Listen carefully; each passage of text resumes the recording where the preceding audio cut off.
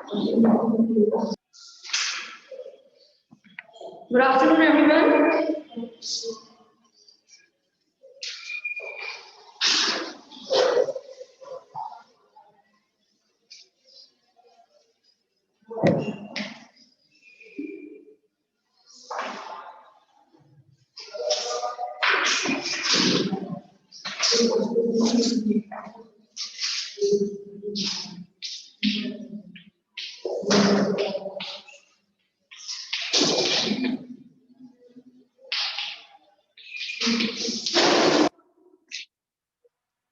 एक सेकेंड।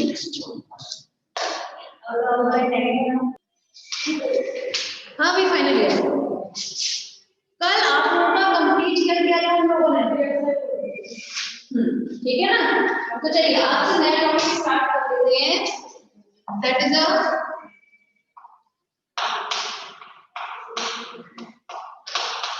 मछलियों में अनुकूलन।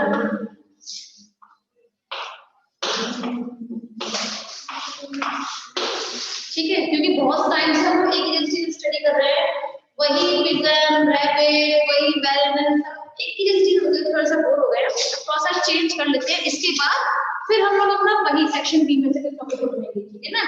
यूरिन ब्लैडर पहले हम लोग आज ये स्टडी कर लेते हैं सेक्शन सी।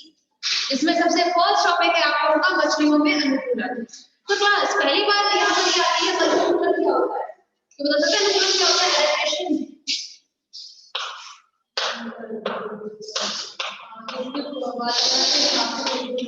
एग्जैक्टली, जब हम वातावरण के अनुसार अपने शरीर को कुछ इस तरह से ढाल लें जिससे हम लोग बहुत अच्छे से सर्वाइव कर सके, है ना। जीवित रहने के लिए हम लोगों में कोई ना कोई ऐसी संरचना का विकास होता रहता है या संरचना वास्तव होती है, रिड्यूस्ड होती रहती है ना।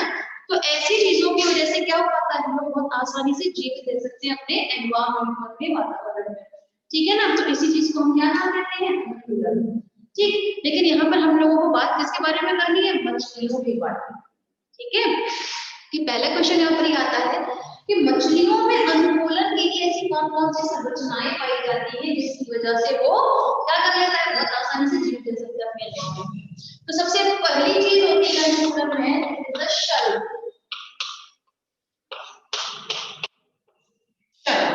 ठीक है, स्केल्स प्रेजेंट होते हैं ना। आप लोगों ने देखा होगा जनरली कोई भी आप उठाकर देखते हैं अगर मछली को, तो इस तरह से उठाते हैं। ठीक है। आप अगर उसका मुंह इस तरफ है तो आप उसको इस तरह से अगर हाथ फेरते हैं तो वो चिकनी चिकनी लगती है, राइट। लेकिन अगर आप इसी को थोड़ा बैकवर्ड डायरेक्शन में इस तरह से हाथ को इस तरह से करेंगे तो बहुत खुरखुरी लगती है ना। तो वो रीजन जो होता है क्या होता है, किसकी वजह से आपको उसकी स्किन जो है वो करकरी लगती है? That is the shell. Scales present होते हैं जिसकी वजह से उसकी स्किन जो है वो बहुत ही खुरखुरी लगती है ना। लेकिन एक खास बात और, जरूरी नहीं है कि सभी फिशेस में, सभी मछलियों में शेल उपस्थित है ना। जैसे कि अगर हम बात करें तो कुछ मछलियां ऐसी भी होती हैं जिनके शरीर पर कोई भी शेल उपस्थित नहीं होता। For example Petromyzon. आप लोग स्टडी कर चुके हैं पेट्रोमाइजोन के बारे में, है ना। पेट्रोमाइजोन को आप और किस नाम से जानते हैं बताइए?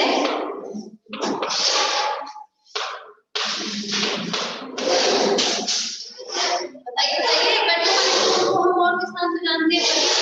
अप्रॉक्स कर चुके हैं पेट्रोमाइजोन के बारे में, बताइए। इसे हम लोग जानते हैं लैम्प्रे के नाम से, नहीं जानते? बताया था, कोई बात नहीं। इसे हम लैम्प्रे के नाम से भी जानते हैं क्लास। ठीक है ना। तो ये लैम्प्रे का जब डायग्राम बनाया था पेट्रोमाइजोन का, तब उस वक्त आप लोगों ने तो क्लास ली थी, मैंने किसी भी लैम्प्रे में या पेट्रोमाइजोन पर एक भी शब्द नहीं बनाया था किसी भी डायग्राम में। बनाया था क्या? नहीं बनाया था। इसकी खास बात क्या बता देते कि ये ईल लाइक स्ट्रक्चर का होता है। बताया था ना कि पेट्रोमाइजोन कैसा होता है आपका? ईल लाइक संरचना का रहता है ना। ईल क्या था?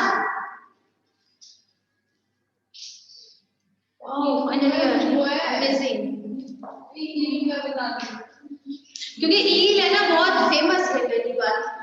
एग्जैक्टली। तो ईल लाइक संरचना का मतलब क्या होता है? ईल पहली बात मैं फिर बता देती हूँ, पहले ईल जो है ये एक मछली है, ठीक है। लेकिन इसका जो स्ट्रक्चर होता है वो स्नेक जैसा रहता है, सांप के आकार का होता है। ये सांप के जैसा भी होता है। वही अगर हम ईल की बात करें तो यहाँ पर आपको रिबन ईल भी देखने को मिलती है। जब आप डीप ओशियन में जाएंगे ना, गहराई में समुद्र की, तो वहां आप लोगों को बहुत आसानी से देखने को मिल जाएगी रिबन ईल। ये रिबन ईल जो होती है, जैसे हम लोग जब 12th क्लास में होते हैं तब रिबन भी लगाते हैं, छोटी छोटी लड़कियां लगाती है ना, तो उतना पतला होता है। जिस वक्त वो मूव करता है ना तो इस टाइप से मूव करता है, तो एकदम स्नेक लाइक स्ट्रक्चर का होता है वो, लाइक दिस है ना। सब मूवमेंट में ऐसा लगेगा जैसे कोई स्नेक, कोई सांप चल रहा है, ठीक है। तो इसीलिए मैंने पेट्रोमाइजोन की क्या खासियत बताई थी कि उसकी जो संरचना है वो ईल लाइक है, यही बताया था। उसके उस पर शरीर पर कोई किसी प्रकार का कोई शल्क उपस्थित नहीं था, पहली बात। तो ऐसी मछलियां जिनके शरीर पर कोई भी शल्क उपस्थित ना हो उन्हें हम कहते हैं रंग मछली, ठीक है, क्योंकि उनके शरीर पर किसी प्रकार का कोई भी आवरण, किसी का कोई शल्क उपस्थित नहीं होता है, ठीक है ना। आपका सबसे शानदार उदाहरण मैंने पेट्रोमाइजोन दिया है, जस्ट बिकॉज आप लोग उसको याद आसानी से रख सकते हैं, ठीक है ना। वरना आपको जानते हैं कि कोशिश तो बहुत बड़ी होती है, ठीक है। लेकिन हमारा यहाँ पर पॉइंट ये नहीं है, हमारा जो टॉपिक है दैट इज शल्क, हमें शल्क के बारे में ही स्टडी करना है, ठीक है। तो पहली बात, शल्क जो है वो किसी मछली का बाहरी आवरण बनाता है। शल्क सिर्फ एक प्रकार के ना होकर विभिन्न प्रकार के देखने के लिए मिलेंगे। फॉर एग्जांपल पैकॉइड स्केल, कॉस्मोइड, गैनोइड और आपके टीनोइड, ठीक है। तो ये आपके और भी बहुत टाइप के वो रहते हैं शल्क, जिसके बेसिस पर आप क्या करते हैं, मछलियों को डिफरेंशिएट करते हैं, ठीक है। तो चलिए बात कर लेते हैं इससे हम लोग।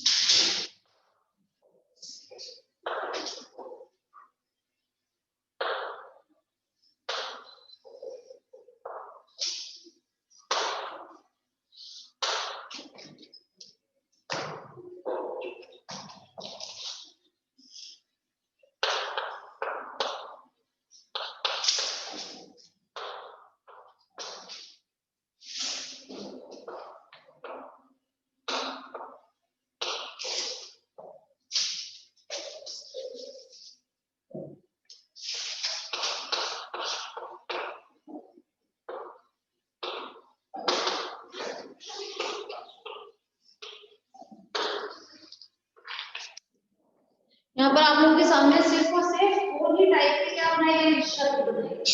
यहाँ सिर्फ आप लोगों के सामने ये दिखाया गया है कि किस फिश में अलग अलग तरीके के शल्क देखने के लिए मिलते हैं।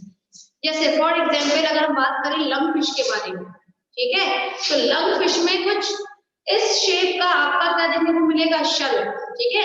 यहाँ देखिए पर्च, ये सब चीजों के बारे में अभी हम लोग बात करेंगे। जैसे हम लोग अगर टीनोइड के बारे में बात करें तो टीनोइड, दिस इज अ कॉस्मोइड, है ना। तो यहाँ पर हर तरीके के बारे में बात की जाएगी, लेकिन यहाँ पर सिर्फ विभिन्नताएं बताई गई हैं, ठीक है ना। किस तरह शल्कों में विभिन्नताएं देखने के लिए मिलती है, हर किसी की आकृति अलग अलग है, हर किसी का बनने का उद्गम का तरीका अलग है, ठीक है। तो चलिए अब बात करें, ड्रॉ कर लीजिए आप लोग। अब हम लोग सबसे पहले बात करेंगे स्ट्रक्चरल टाइप्स के बारे में। चलिए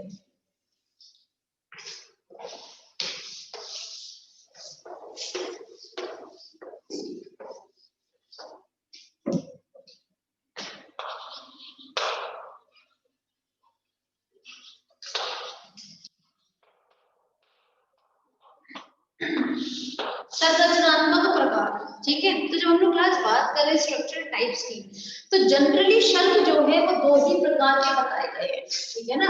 कितने प्रकार के? दो प्रकार के बताए गए हैं। First is ट्रैपॉइड scale,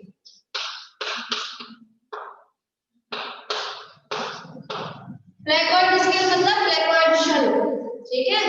and next is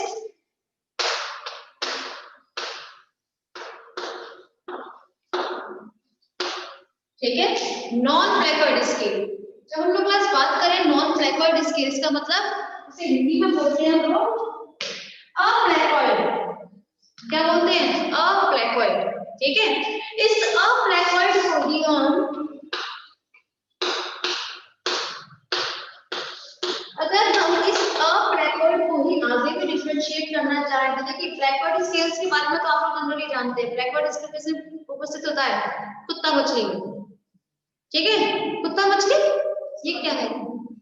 Scoliodon, ठीक है। स्कोलियोडॉन का एक दूसरा नाम होता है रॉकफिश। तो जब हम लोग बात करें आपकी स्कोलियोडॉन की, तो स्कोलियोडॉन में प्लैकॉइड स्केल्स मिलती है और आप लोगों के में यही इंपॉर्टेंट है, ठीक है। बाकी अगर हम बात करें नॉन प्लैकॉइड स्केल मीन आपके प्लैकॉइड स्केल को छोड़कर जितने भी शल्क उपस्थित होते हैं उन सबको हम क्या नाम देते हैं? नॉन प्लैकॉइड स्केल, मतलब अप्लैकॉइड शल्क। जब हम लोग क्लास बात करें आपकी नॉन प्लैकॉइड स्केल्स के बारे में, तो ये नॉन प्लैकॉइड स्केल्स जो हैं इन्हें हम आगे तीन भागों में विभाजित कर सकते हैं। First is cosmoid, second is ganoid and third is ctenoid, ठीक है। तो आप लोगों ने देखा यहाँ पर हमने किसके बारे में बात की है? आपके शल्कों के बारे में। शल्क जनरली दो प्रकार के हैं, placoid scale and non placoid scale. Placoid scale तो वो है जो स्कोलियोडॉन में प्रेजेंट होते हैं, ठीक है। लेकिन जब हम लोग क्लास बात करें तो यहाँ पर नॉन प्लैकॉइड जो है वो कितने प्रकार के देखने को मिल रहे हैं? तीन प्रकार के। किसी किसी बुक में आप लोग तीन में कॉस्मोइड, गैनोइड एंड आप लोग देखोगे इसमें बोनी रिजिस करके दिया रहता है, ठीक है ना।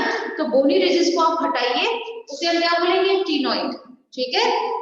तो यह विभिन्न प्रकार के शल्क उपस्थित है। बना लिया होगा होप्सो। फिर हम लोग वन बाय वन बात करते हैं। First is cosmoid. Placoid scales करेंगे फिर पहले बात करेंगे, पहले हम बात करेंगे आपके कॉस्मोइड स्केल्स के बारे में, ठीक है।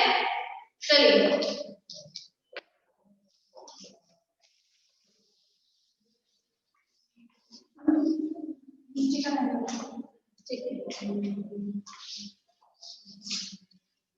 कॉस्मोइड, गैनोइड एंड कॉस्मोइड, गैनोइड एंड क्टिनोइड, ठीक है।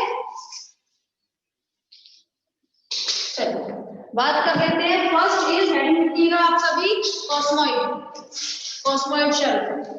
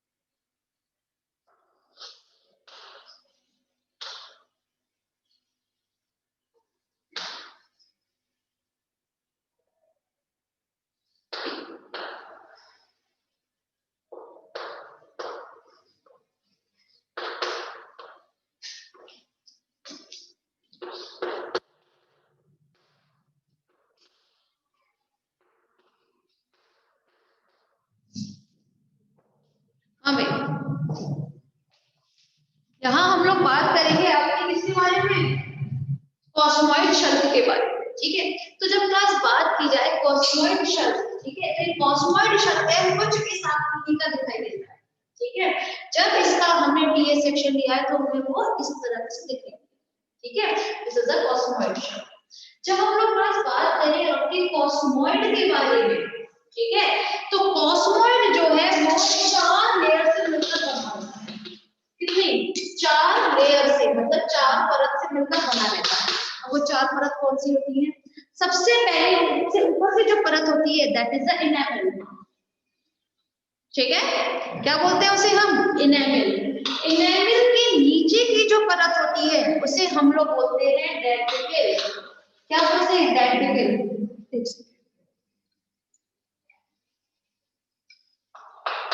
ठीक है। डेंटिकल बोला जाता है। डेंटिकल के नीचे की परत जो होती है उसे हम लोग बोलते हैं आपका स्पॉन्जी, ठीक है ना।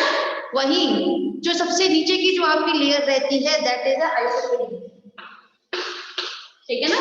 तो इसमें 4 लेयर प्रेजेंट होती है कॉस्मॉइड लेयर में। कौन कौन सी होगी? सबसे पहला है आपका इनेमल, डेंटिकल, स्पॉन्जी एंड आइसोक्लेरिक, ठीक है। अब चलिए वन बाय वन बात कर लेते हैं। जब हम बस बात करें इनेमल की, ठीक है, तो इनेमल जो है वो सबसे आउटर मोस्ट लेयर होता है कॉस्मॉइड का, ठीक है। ये इनेमल एक विशेष प्रकार के स्त्रवन से बनता है जिसे हम बोलते हैं विट्रोडेंटी। क्या बोलते हैं? विट्रोडेंटी,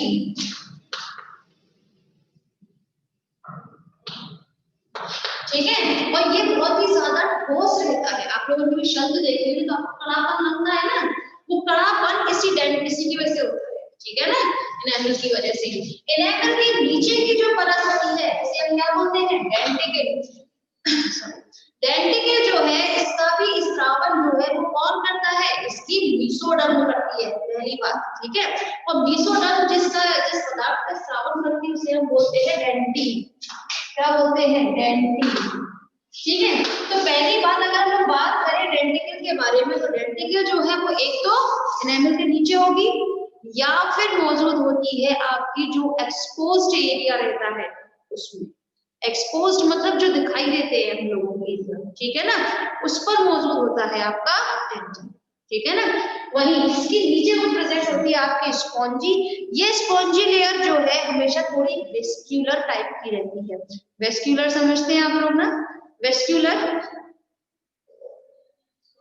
स्पॉन्जी, हाँ, ठीक है ना, थोड़ी सी वेस्क्यूलर टाइप होती है। और इस वेस्क्यूलर लेयर में ही, स्पॉन्जी लेयर में ही पहली बात इसमें एक पल्प कैविटी प्रेजेंट रहती है, ठीक है ना। यहाँ पर क्या प्रेजेंट होती है? एक कैविटी जिसे हम लोग बोलते हैं पल्प कैविटी। पल्प कैविटी में क्या प्रेजेंट रहता है? पल्प, है ना। भाई पल्प कैविटी है तो उसमें क्या भरा होगा? पल्प भरा होगा। जब हम लोग आज बात करें आपके पल्प के बारे में तो अगर आप लोगों को दांतों का जब बताया गया था तब पल्प के बारे में बताया गया, जिसने मेरी क्लास ली, ये कहा था कि जो दांत होते हैं ह्यूमंस में खरने के में बताया था मैंने स्पेशली कि हमारे दांत होते हैं तो विशेष प्रकार की कैविटी प्रेजेंट होती है जिसे हम बोलते हैं पल्प कैविटी। पल्प कैविटी में प्रेजेंट होता है पल्प और उसमें एक विशेष प्रकार की कोशिकाएं पाई जाती है जिसे बोलते हैं ओडेंटोब्लास्ट, है ना। ओडेंटोब्लास्ट कोशिकाएं तो क्या करती है? दांतों को थोड़ा इसको ठीक कर देती है, होती है, ठीक है। ऐसे दांतों के बारे में बताया था हमने, हाथियों के बारे में बताया था, तो शायद तुम लोग भी थे तो नहीं थे। हाँ भाई, तो इन लोगों को याद है कि उसमें क्या बताया था कि जो हाथी होते हैं उनके दांत क्यों बढ़ते चले जाते हैं? क्योंकि उनकी पल्प कैविटी जो होती है बंद नहीं हो पाती है। जबकि ह्यूमंस में क्या होता है? पल्प कैविटी धीरे धीरे बंद हो जाती है, इसी वजह से इनकी ग्रोथ रुक जाती है एक लेवल पर आकर, है ना। बाकी के चूहे की बताया था आप लोगों को कि चूहों में दांत हमेशा आगे के बढ़ते रहते हैं। रीजन क्या था? ये पल्प कैविटी का बंद ना होना, तो खुली रहती है, उसकी ओडेंटोब्लास्ट कोशिकाएं हमेशा उसको पोषण मिलता रहता है जिसकी वजह से उनमें ग्रोथ होती रहती है। यही बताया था ना। वही चीज उसी प्रकार से इसमें भी क्या मौजूद है? पल्प कैविटी मौजूद है। ये पल्प कैविटी का भी आप ये कह सकते हो दांतों की जो पल्प कैविटी है उसके समान रचना होती है, ठीक है। इसमें भी क्या भरा हुआ है? पल्प भरा हुआ है। और उस पल्प में कौन सी कोशिकाएं मौजूद होंगी? ओडेंटोब्लास्ट कोशिकाएं, ठीक है। कहीं कोई अलग बात नहीं बताई है, सेम वही चीज है, ठीक है। इसके नीचे की अगर हम लोग बात करें तो उसमें क्या प्रेजेंट होता है, उस लेयर को बोलते हैं आइसोप्रीडीन लेयर। ठीक है, ये आइसोप्रीडीन लेयर जो होती है क्लास, पहली बात थोड़ी सी हार्ड होती है, जैसे बोन होती है ना हमारी, है ना, तो मतलब बोन के जैसी, मतलब अस्थि के जैसी ही थोड़ी सी ठोस प्रकार की लेयर होती है जो हमेशा त्वचा के अंदर धसी हुई रहती है। ठीक है, समझ में आया ये 4 लेयर कॉस्मोइड। शल्क में जो बढ़ती है ना, शल्क का जो ग्रोथ होती है धीरे करके, ठीक है, उसका काम यही करेगी, क्योंकि इसमें विशेष कोशिकाएं हैं जो ग्रोथ कोशिकाओं में मदद करती है, जो ग्रोथिंग में मदद करती है। ठीक है ना, हाँ, ये ओडेंटोब्लास्ट कोशिकाएं चाहे हमारी कहीं भी मौजूद होगी, वो हमेशा किसका काम करती है, ग्रोथ का काम करेगी। ठीक है ना, समझ में आया कॉस्मोइड, कोई परेशानी नहीं। चलिए अब हम लोग बात कर लेते हैं आपकी नेक्स्ट इज गैनोइड, यानी लिखिए जनरली तो आपको में यही आते हैं, कॉस्मोइड आ जाता है generally, difference between cosmoid and placoid scale, ganoid वगैरह के बारे में इतना नहीं आता। ठीक है, तो डिफरेंस आता है तो नोट नहीं आएगा, बात कर लेते हैं हम लोग।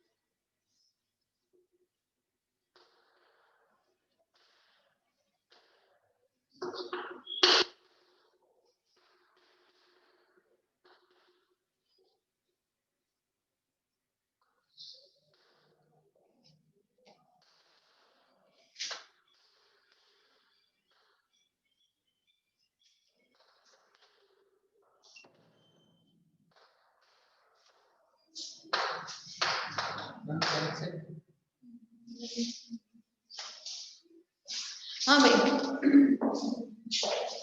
यहाँ हम लोग बात करने वाले हैं आपके गैनोइड के बारे में। ठीक है, पहली बात, ये गैनोइडल स्केल जो है, ठीक है, ये गैनोइड शल्क जो है, ये आपका जनरली देखने को मिलता है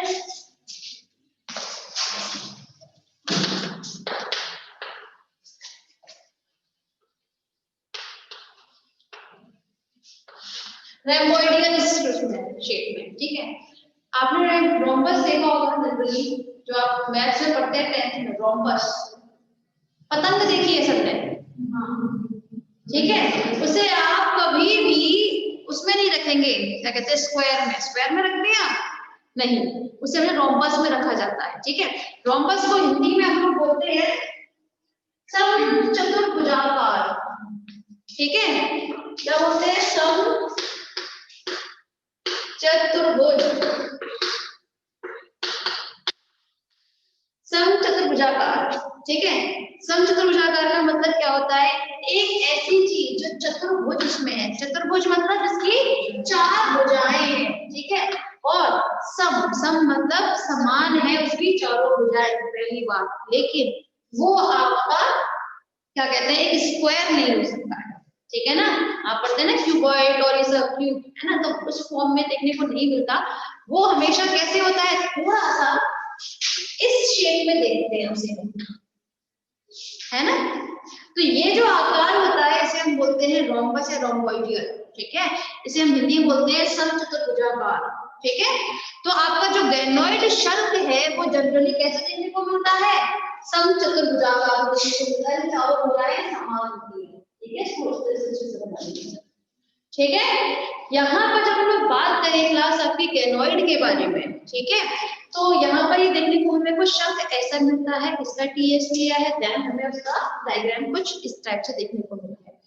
यहाँ पर ये जो डायग्राम दिखाया गया है, ये वाला पोर्शन जो है आपका, ठीक है, ये गैनोइड शल्क का पीछे वाला पोस्टीरियर रीजन है।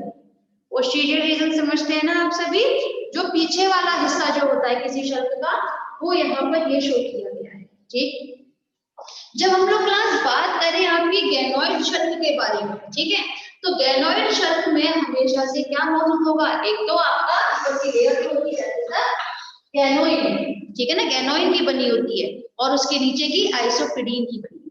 ठीक है ना, आइसोप्रीडीन ये जाने हम उसको, जो आइसोप्रीडीन वही है जो हमने कॉस्मोइड में पढ़ा था। ठीक है ना, लेकिन इसमें आपका डेंटिकल लेयर वो एब्सेंट होगा, वही इनेमल भी इसमें एब्सेंट होगा। ठीक है, इसमें क्या क्या चीज प्रेजेंट रहती है, एक तो गैनोइन एंड सेकंड लेयर इज आइसोप्रीडीन। आइसोप्रीडीन के ऊपर हमेशा गैनोइन का एक आवरण रहता है। ठीक है, जिसमें अब हमने क्या किया है, इसी चीज को थोड़ा सा लॉन्ग में दिया है। ठीक है ना, तो यहाँ पर ये जो आप देख रहे हैं this is the circulatory layer. Circulatory layer क्या रहता है, ये हमेशा आपकी शल्क में, ठीक है, हम ब्लैकबोर्ड स्केल से भी बताएंगे अभी, कि उसमें जो सर्क्यूलरी लेयर्स रहती है, एक ऐसी परत होती है जिसको काउंट करके आप ये बता सकते हो कि फिश जो है वो कितने साल की, उसकी साल का पता चलता है, उसकी उम्र का पता चलता है इसकी शल्क के ऊपर से। ठीक है ना, इन लेयर्स को आप काउंट कर लीजिए। जनरली अगर हम लोग फाइला पढ़ते हैं इन्वर्टिब्रेट में, तो उस पर भी तो वेरिक्स वगैरह मौजूद रहती हैं, हम उनको काउंट करके बता सकते हैं ना कि फाइला आपका कितना पुराना है ना। तो सेम चीज यहाँ पे ग्रोथ ऑफ लाइंस प्रेजेंट रहती है। ठीक है ना, जिसको हम क्या बोल देते हैं, सर्क्यूलरी लेयर के नाम से हम जानते हैं। ठीक, वही जब हम लोग क्लास बात करें आपकी, इसके नीचे देखिए दिस इज आइसोप्रीडीन। ठीक है ना, अब डेंटिकल लेयर बहुत शॉर्ट उसमें, लेकिन जैसे हम लोगों ने बात की थी अभी किसमें, कॉस्मोइड में, तो डेंटिकल वाला पोर्शन थोड़ा हार्ड होता है ना, जो एनिमल के नीचे प्रेजेंट रहता है, तो उसके जैसा आपको इसमें देखने को जनरली नहीं मिलेगा। ठीक है ना, गैनोइड में। समझ में आया? ठीक क्लास, इससे पहले कि हम लोग अब आपका पैकर्ड स्केल्स के बारे में बात करें, आपको जरा रिजल्ट की देखिए।